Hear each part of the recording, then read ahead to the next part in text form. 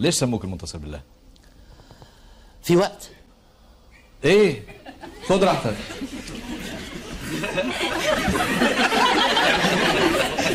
والدي بسرعة.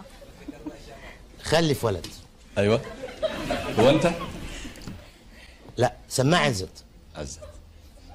قعد سنة ونص والولد ده مات. الله يرحمه. خلف ولد تاني قعد سنتين، يعني بقى في كائن حي، مش مثلا بينزل ميت، لا بيقعد ويمشي وكده. سماه عزت. سنة سنتين مات. كمان الله يرحمه. التالت مات. دي نكتة؟ لا دي حقيقة. حقيقة. دي حقيقة لما انا قلت لك عندك وقت بقى. طيب وبعدين ضحكنا كتير بقى شوية. طيب. فجه قال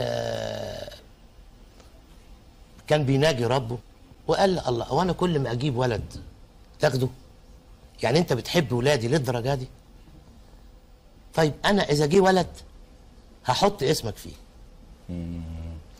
تيمما باسم عزت خلف ولد فسماه المعتز بالله. قعد سنه 2 3 كان التاني جاي.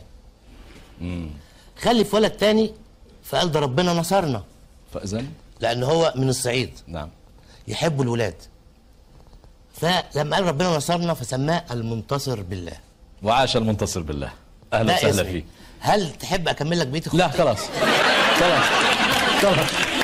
هلا بدنا انت كنت مستعجل على محفوظ بالله ومحفوظه بالله واكرام الله ونعمه الله. ما شاء الله، الله يخليهم كلهم. الوحيد اللي ما جاش اعوذ بالله.